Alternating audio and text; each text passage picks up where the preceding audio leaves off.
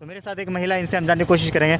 Ma'am, आप ये बताइए कि हैदराबाद के अंदर जो काउंटिंग हुई है वहाँ पे असदुद्दीन ओवैसी को हराने के लिए देश के जो गृह मंत्री है उनको उतरना पड़ा, इस पर आप क्या कहना चाहेंगे?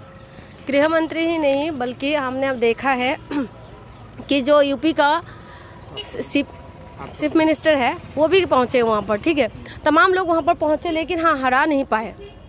लेकिन है थर्ड विपक्ष पार्टी के हिसाब से वो खड़े हो गए वहाँ पर।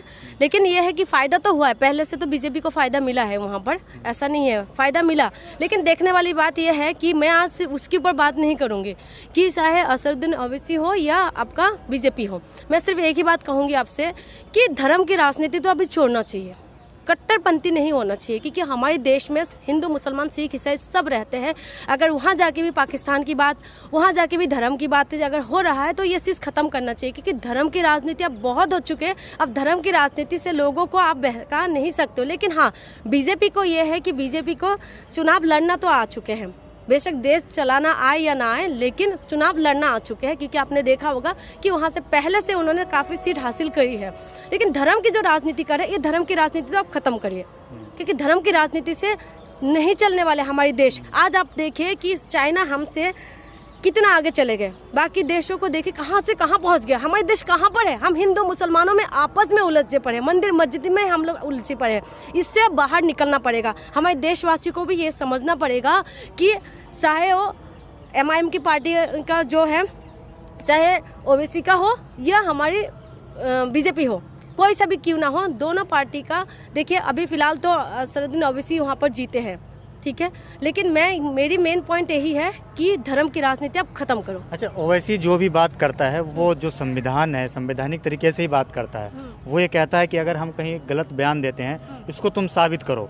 तो हालांकि कोई साबित नहीं कर पाता है कि ओवैसी ने गलत बयान दिया। नहीं, उनकी एक बात की मैं तारीफ़ करूंगी इस बात के लिए कि वो जो भी बोलते हैं सटीक तरीके से बोलते हैं और सीधी बात करते हैं, कहीं घुमा फिरा के नहीं बोलते। इस बात के लिए तो मैं उनकी तारीफ़ करूंगी कि जो भी है वो सीधी तरीके से बात करते हैं और संवैधानिक हिसाब से भी बात करते हैं। लेकिन ज़्यादा कट्टरपंथी किसी भी धर्म में हो, देखिए जो बात जहाँ पर सही है वो मुझे अच्छा लगता है कि उनकी बातें सीधी तरीके से बात करते हैं, मैं इसीलिए उनको पसंद भी करती हूँ। लेकिन इसका मतलब ये नहीं है कि कोई भी धर्म के लोग हो, चाहे वो मुसलमान हो चाहे वो हिंदू हो, कोई भी हो, मैं बस यही कहूँगी कि धर्म की राजनीति ख़त्म करिए, क्योंकि बीजेपी जो है वो धर्म की राजनीति करते हैं। अच्छा, अभी जो है हैदराबाद के अंदर जो चुनाव हुआ है तो वहाँ पे ये कहता है, योगी आदित्यनाथ ये कह रहे थे कि आप हमें यहाँ पे जिताइए, हमारी पार्टी को, अगर हम यहाँ पे बहुमत में आते हैं तो हैदराबाद का नाम बदल देंगे। उस पर क्या कहना चाहेंगे? देखिए ऐसी बात है सर, नाम बदलना तो इनकी फितरत में है, ये नाम ही बदलते रहते। अरे नाम कितना बदलेंगे, नाम ही बदलते रहेंगे क्या? नाम बदलने से आप एक बात बताइए, आप इन सब का जो नाम बदल रहे हैं, जो अंग्रेज़ है, अंग्रेज़ों ने जो हमारे देश में शासन किया है, अंग्रेज़ों के नाम पे कितना सारी चीज़ें वो सब बदल दो ना, क्योंकि उन्होंने भी तो कितना हमारे देश को अत्याचार करा ना। रानी लक्ष्मीबाई, उनकी वजह से वो शहादत दी है। भगत सिंह से लेके हमें जितना भी अशफाक उल्लाह खान से शहादत दिया, जितना भी क्रांतिकारी ने, आप एक बात बताइए किस लिए दिया? ब्रिटिश यहाँ से उनकी शासन को ख़त्म करने के लिए, गुलामी से आज़ाद करने के लिए, ठीक है। आज उन्हीं के नाम पे, जो ब्रिटिश के नाम पे अब आज यहाँ पर रोड है, ठीक है, वो सब नाम क्यों नहीं बदल रहे हैं? सिर्फ हैदराबाद का नाम आप हमें जिता दो तो नाम बदल देंगे। नाम बदलने से काम नहीं चलेगा, देश की जनता का भला भी करना चाहिए। ऐसा नहीं है बस नाम बदलते रहो। नाम बदलने से क्या होगा? नाम बदलने से देश की जनता का भला होता है क्या? यूपी में अभी देखिए कितना क्राइम है, कितना क्राइम है यूपी में। लड़कियों का अभी आपने देखा हाथरस वाला केस, ठीक है, उससे पहले भी आए दिन वहाँ से रेप का मामला आए दिन आते रहते हैं। अब ये बताइए कि आप उसमें सुरक्षा व्यवस्था को अच्छा करिए, हर चीज़ अच्छा करिए। महिला सुरक्षा की बात कहते हैं आप लोग, आप सिर्फ नाम बदलने के आप कह रहे हैं कि वहाँ के हैदराबाद में जीत जाएंगे तो हम नाम बदल देंगे। लेकिन हमारे देश की जनता को ये जानना ज़रूरी है कि नाम बदलने से काम नहीं चलेगा। देश की जनता अब समझदार हो चुके हैं कि आप लोगों की बातों में नहीं आने वाले। अच्छा, वहाँ पे चुनाव के वक्त प्रचार में जो बड़े बड़े नेता है जैसे अमित शाह हैं, योगी आदित्यनाथ, ये कह रहे थे कि निज़ाम का जो है कल्चर हम हैदराबाद से ख़त्म करेंगे। वही निज़ाम है जिन्होंने 5 टन सोना इस देश के विकास के लिए दिया था। अभी 2015 तक उसका रिकॉर्ड ऐसी की ऐसी बनी हुई है, किसी ने तोड़ नहीं पाया। जो 5 टन सोना की आप बात कह रहे हैं, वो रिकॉर्ड 2015 तक का, मैं अभी किसी रिपोर्ट में देख रही थी, तो वो रिकॉर्ड अभी तक बनी हुई है। 2015 तक किसी ने तोड़ नहीं पाए कि क्यों दान के लिए दिए थे। जब आई थिंक उस टाइम दिए थे जिस टाइम हमारी देश की आज़ादी मिले थे 65 के टाइम में शायद दिए थे ये, ठीक है। आप ये बात बताइए कि जो देश की आज़ादी के लिए सिर्फ हिंदू लोगों ने बलिदान नहीं किया, इसमें मुसलमान भी थे, ठीक है। मुसलमानों का इतना ज़्यादा तादाद थे कि आपको हिसाब में नहीं बता सकती हूँ कि कितना, लेकिन इतना आप देख लीजिए कि हिंदू और मुसलमान दोनों ने मिल के हमारे देश को आज़ाद किया। लेकिन आज सिर्फ यही बोला जाता है कि नहीं, हिंदू खतरे पे है, हिंदू में परेशानी आ रहे हैं। आप ये बताइए कि ऐसे कैसे चलेगा?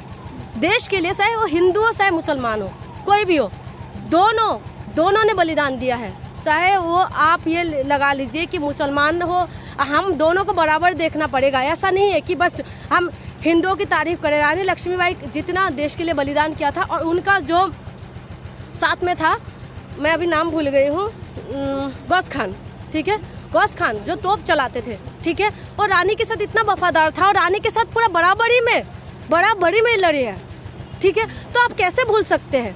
जैसे अकबर का सेनापति था मान सिंह। बिल्कुल, और उनके टाइम में ऐसा कोई नहीं था कि हम आपस आज़ादी के टाइम में दोनों ने, चाहे हिंदू हो चाहे मुसलमान हो, दोनों का योगदान रहा। लेकिन आखिर भाजपा जो आप ये कह रहे हैं, आरोप लगा रहे हैं कि नफरत की राजनीति करती है, तो इसमें कामयाबी उसको कैसे मिल रही है? कामयाबी लोग क्यों कर रहे हैं ये तो मैं नहीं बता पाऊंगी कि हाँ लोग क्यों उसमें जा रहे हैं। लेकिन मैं देश की जनता को ये ज़रूर बताऊंगी कि धर्म की राजनीति से आपका क्या भला हो रहा है। आप खुद से एक सवाल करिए। आज देखिए किसान सड़कों पे है, ठीक है। किसान किसी एक धर्म विशेष से नहीं है, किसान सिर्फ किसान होता है, ठीक है। किसान आज वहाँ पर जब किसानों का प्रोटेस्ट है, वो कह रहे हैं कि खालिस्तानी है। जब पंजाब से लोग आए, सिर्फ पंजाब के लोग ही नहीं है, यहाँ पर राजस्थान, बिहार, असम से लेके हर जगह के, हर स्टेट के लोग आए वहाँ पर, ठीक है।